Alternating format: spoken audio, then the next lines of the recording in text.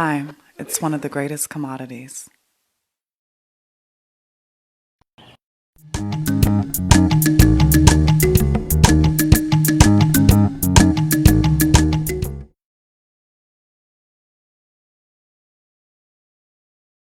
Welcome to the Living Superfood Show. My name is Umoya, and I'm here with my co-host, the one and only master chef, health and food scientist, Kidi Awadu. How you doing today, Kidi? We black and we shine, Brother Umoya. Always. It's a pleasure to have these conversations. I feel I learn as I teach, and we teach as we learn. Sounds good. So today we're going to be talking about cayenne pepper. And the first question is, please describe what a cayenne pepper looks like and how would a person properly identify a cayenne pepper considering there are a variety of different peppers available at the market? Okay. Well, the best way to identify a cayenne pepper is to walk out in your own backyard or organic vegetable garden and say, now did I plant the cayenne peppers this year? But other than that, people can identify a cayenne pepper. It's usually about 2 to 3 inches long. It's a very skinny pepper. Most of the time, it's going to be a bright red color, even though earlier in the season, if it's picked earlier, it will be green, and many times they'll be orange in color as well. And cayenne peppers are just absolutely wonderful. They do have a pretty high heat index, according to what is called, what do they call that scale? I'll think of it in a second. But the Scoville scale, cayenne peppers rank fairly high. It's got a lot of health-promoting benefits, but of course, for some people, tolerating the heat in the food is not necessarily the easiest thing. And the Scoville scale definitely rates the cayenne pepper as a pretty hot little pepper. Yeah, we're probably going to be touching on the Scoville scale a little bit later. So you did mention red. It's, if I'm correct, was one of the normal colors. What are some of the other colors that the cayenne pepper might look like? Well, all peppers in their earlier stage, before they're fully ripe, and they can be used at any stage once they have some mass or length on them, they're going to be green, and then red coming in the later stages before they begin to dry up. And they can dry on the plant. Many people pick them and dehydrate them for long-term storage. Once dehydrated, the cayenne pepper will take on a very, very deep red, approaching brown at that particular point as well. Okay, so but the green, the orange, and the red, those are usually the colors you're going to be finding cayenne peppers in. Gotcha. Okay. So if you go to the store, I mean, normally if anything's outside of the red or red brownish, it may or may not be a cayenne pepper. It's a question. Well, you can tell by the shape. It's going to be the long, skinny shape of the cayenne pepper is the greatest indicator, and you will find them green in the grocery stores. Generally, you would presume that the green ones are not quite as hot as the red ones, which are going to take on more heat later in the season. Okay, gotcha. So how did the cayenne pepper get its name? Is it a fruit or vegetable, and is it considered a superfood? Well, technically, you would consider cayenne to be a fruit in the way that it hangs from the plant. Fruits, that's a general characteristic of tomatoes. While we regard them as vegetables, they're actually fruits as well. So the cayenne fruit gets its name because it is a cultivar of Capsaicin annum, and it is originating in Cayenne, French Guiana. So that's an interesting fact as well, French Guiana being on the northern coast of South America. So that's where it gets its name. Okay, and is it considered a superfood? It is a superfood because it contains this super ingredient called capsicum. And capsicum, also sometimes referred to as capsaicin, is the heat indicator inside of peppers that has just a profound spectrum of healthy benefits. that are really good for us. Really good for moving mucus out of the way. Of course, it is a chemical compound that is severe irritant as well.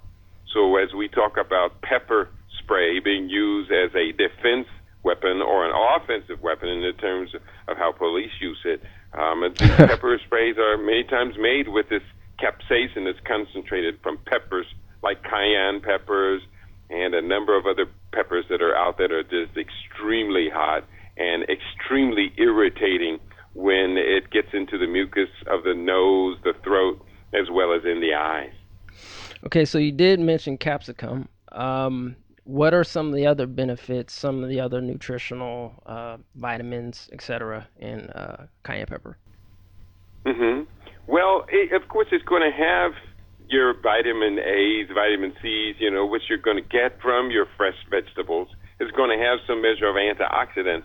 But these vegetables, or these fruits, I guess we would say, are not necessarily eaten for those qualities because the torture, the pain from the pepper is just so high that nobody's going to be eating them for vitamin C or vitamin A. But they can be used as a topical, can be used to, make different salves and balms that can be rubbed into the skin for pain relief. They can be used as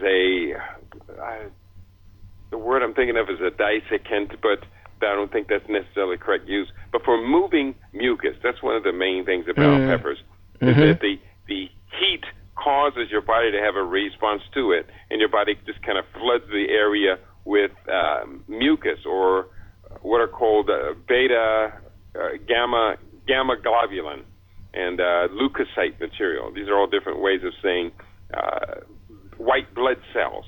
And these white blood cells, in attempting to isolate and eliminate this chemical, which is extremely irritating to the body, they also help to eliminate other toxins that might be in the elimination pathway as well.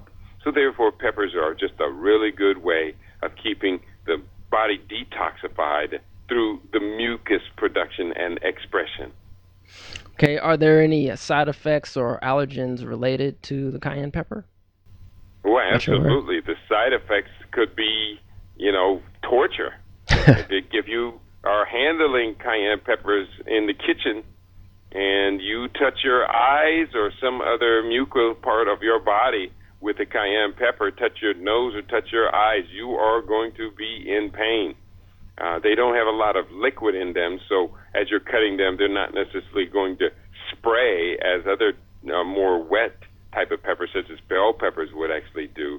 But cayenne can be extremely difficult to deal with. In some people's cases, exposure to the capsaicin, especially in the higher Scoville scale of heat coming from that.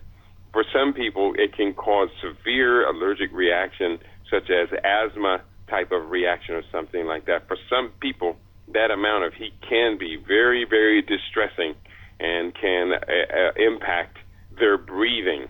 Okay. So, according to pepperscale.com, cayenne pepper has a median heat, speaking of the Scoville heat index, has a median heat of 40,000 SHU or Scoville heat units, or 4 to 20 times hotter than a jalapeno pepper. For people that want the benefit of cayenne pepper but may have a heat sensitivity, what do you recommend to cut down or balance the heat? Well, you're going to use it in very, very small amounts as opposed to a jalapeno pepper, which you can use in much greater amounts.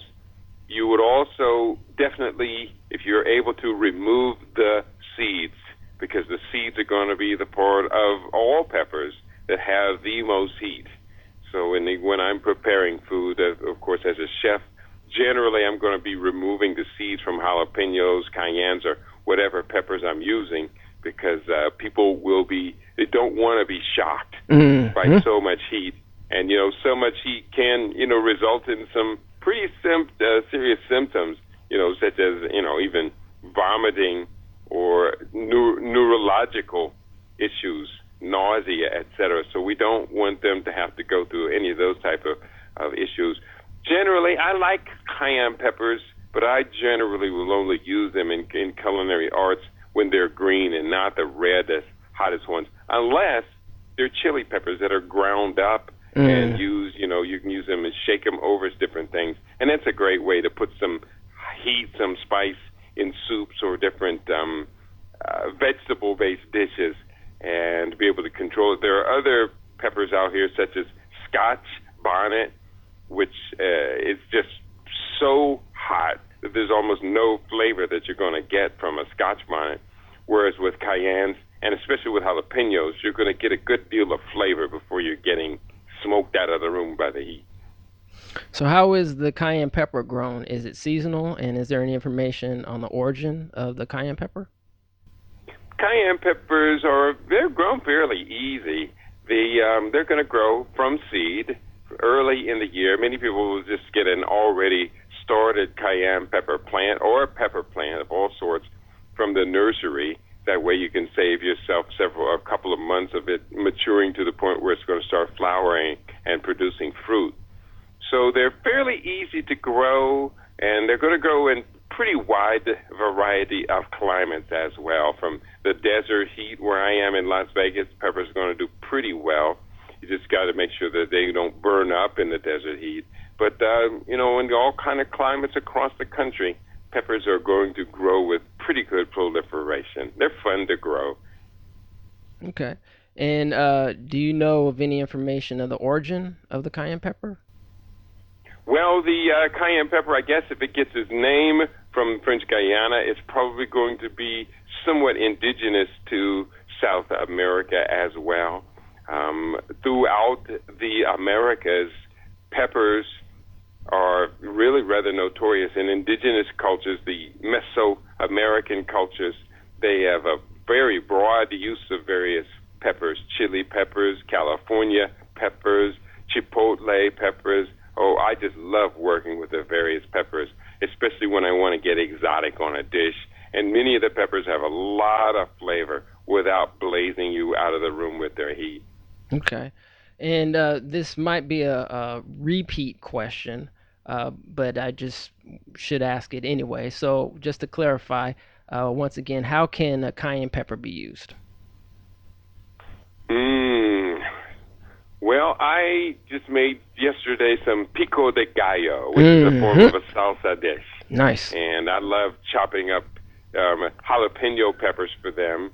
In the pico de gallo, it also had white onions or yellow onions, which have more heat than red onions. And so when I finished putting together my dish, I think I sprinkled in some dried chili pepper in it as well. So the pico de gallo's going to have a wonderful fresh taste to it with lime juice, but it's got that heat in it also. And I use that as a salsa-like dressing on some black bean blue corn tortilla tacos that we've made. So that's a great way of preparation. Pico de gallo and salsa is really good. If you're doing stir fry, that can be a great way to kind of put that little bit of edge on the stir fry. A lot of variety there. I grew up in the countryside. My father used to just grab peppers out of the garden and put them down on his plate and just take a big bite out of them. Of course, I don't think he did that too much with cayenne peppers, but yellow peppers and jalapeno peppers, he just loved them. We tried that too, but it didn't work so well out for me. All right. Yeah, have you ever heard of or have you tried cayenne pepper powder with lemon? Usually put a pinch of cayenne pepper with like lemon water and maybe like either like molasses syrup or something like that. I heard some people do like lemon water fast. Have you heard of something like that before? That's called the Master Cleanse. Okay. And the recipe for Master Cleanse generally is maybe about a quart or so of water, juice of one lemon, about a half a teaspoon or less of cayenne pepper, along with maybe 2 tablespoons or so of maple syrup. That's a good recipe for the Master Cleanse. It's got enough energy in it that you can live off of it literally for 2, 3, 4 days before you start feeling any real distress from lack of caloric input.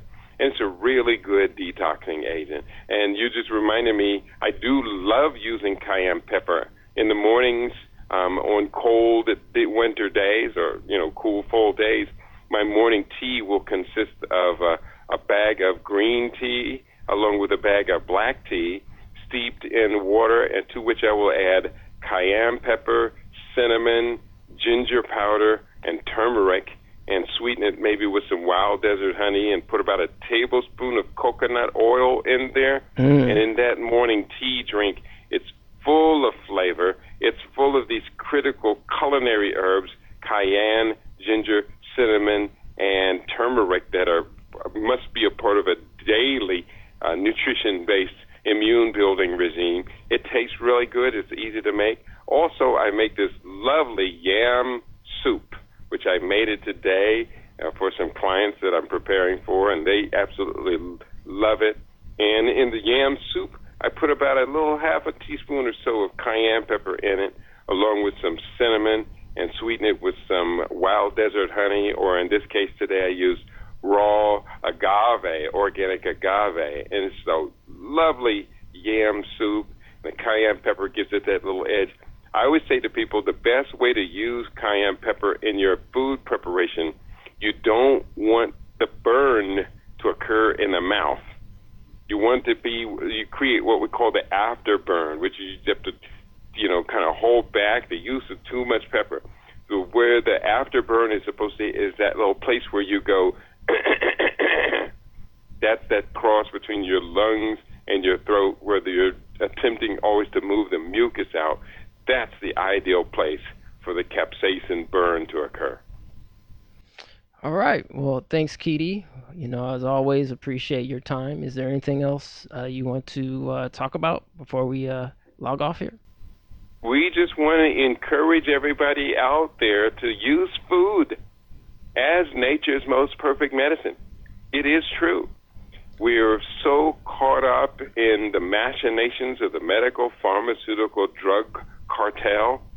But I know it's fact, and I'm doing my best to teach and encourage and get everyone else to do their own studies to confirm that virtually anything that the medical, pharmaceutical, drug companies are attempting to do with pharmaceutical drugs can be done in a superior manner with full spectrum hypernutrition, using superfoods, using raw foods, fresh foods, using a wide variety of foods with different colors so we get the spectrum of minerals and enzymes, amino acids. Food is nature's most perfect medicine. People claim to believe it. Now I'm encouraging everybody to get out there and prove it beyond a shadow of a doubt. Nice. And where can people reach you?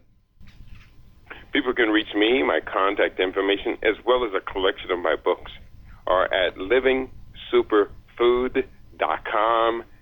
And not only do we say food is nature's most perfect medicine, but medicine has never tasted like this before. Well, on that note, once again, Keedy, thank you for your time. And everyone, we'll see you next time. Take care.